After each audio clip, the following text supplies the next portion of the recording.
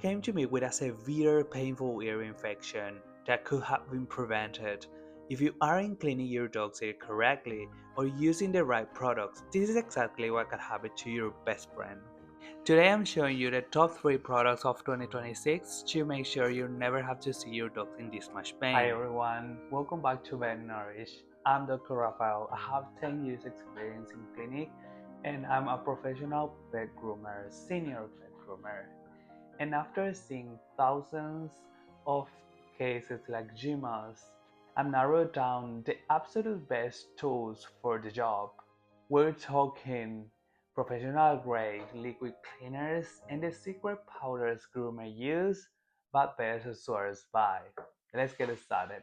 Number 1 is symbiotic. In the bird world, this is a gold standard for very specific reason. It uses anti-adhesive technology. Look at this, it creates a non-stick coating inside the ear so bacteria can grab hold. This is also keratolytic, which means it literally melts that hard, crusty wax that other cleaners just move around. My pro tip for 2026: don't use it cold. Warm the bottle in your hands for a minute or two so your dog doesn't get a shock. It's the safest way to maintain a healthy ear environment every single week. Hit that like button and subscribe and activate that bell. Now you might be wondering, Dog, why do I need a liquid and a powder? Can I just have one? Well, as always I say, it depends. It depends on the environment of your dog. The liquid logic. Liquid cleaners like Apiotic we just saw are designed for irrigation.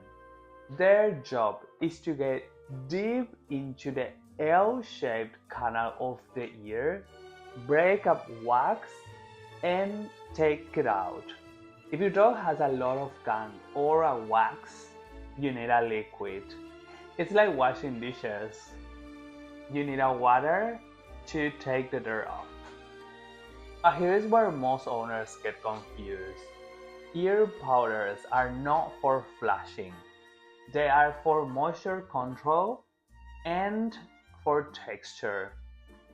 If you have dogs with hair growing inside like a poodles, doodles, shih tzus, that hair can trap humidity and that humidity can make these things worse when you use the liquid cleaner. So when you use the liquid cleaner and your dog have hair inside like this braids, it can happen the worst thing, which is otitis externa or otitis interna. So that's when the powders come in. The key difference, think of it this way. Liquid is for cleaning and powder is for grooming and prevention. If you use a powders on top of heavy wax, you create a mat that is impossible to remove. Is it happened to you? Because it happened to me once in grooming. The owner was cleaning with liquid and it trapped humidity and it's a mat. It's almost like they have to go to surgery. Take a look for that. Product number 2 is the grip and strip powder. If you ever try to pluck ear hair with your fingers and it just slips through, this is your solution.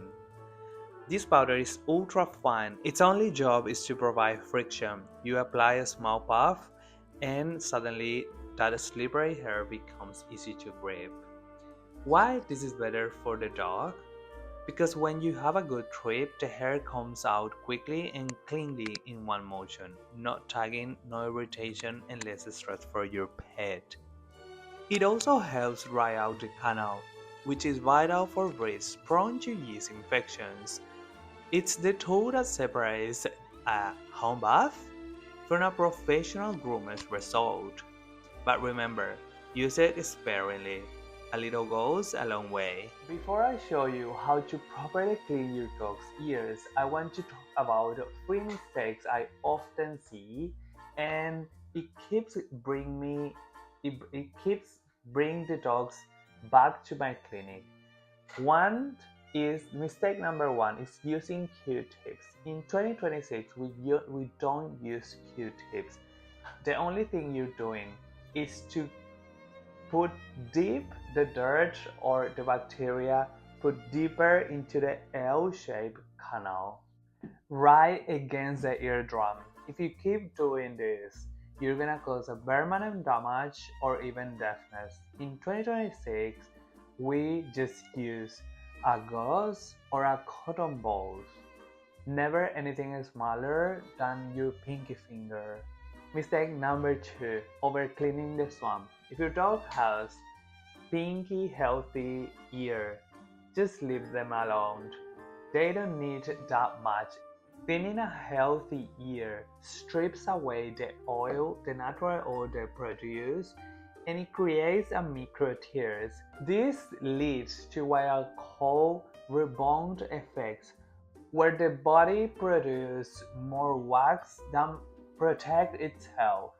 The golden rule for healthy dogs, once every 2 weeks or once a month, it's plenty. And if it's a specific breed with a specific needs, and if your vets recommend it, do it more often. But if not, just leave it alone. Mistake number three, mix it with water. Never, and I mean never, clean your dog ears with water. Water doesn't break wax, it just sits on top of it, creating the perfect warm, wet environment to make yeast to explode. If you're going to clean your dog's ear, just use the products we talk with used. It's better to skip a cleaning than do it with water. Our third and final essential is ear powder MC. If your dog has floppy ears or loves the water, this is your best friend in 2026. Its main mission? To keep the ears bone dry. Bacteria and yeast thrive in swamps, and this powder turns that swamps into a desert. It especially reduces ear odor. If you notice that corn chip smell, this formula neutralizes their source before it turns into a full infection. Plus, it prevents a heavy wax buildup by absorbing excess moisture. The wax doesn't become that thick, dark mud we saw with Jima. Just a light puff after a bath or a walk is all it takes to keep those ears healthy and fresh all week long. So, there you have it. The three essentials to keep your dog's ear healthy, clean, and smelling fresh in 2026. Remember, prevention is the best medicine. Don't wait until your pet is in pain like Jim was. If you want to know exactly how to spot an infection before it starts, click right here to watch it. Now that you know what not to do, I'll show you the professional way to do it in the next video.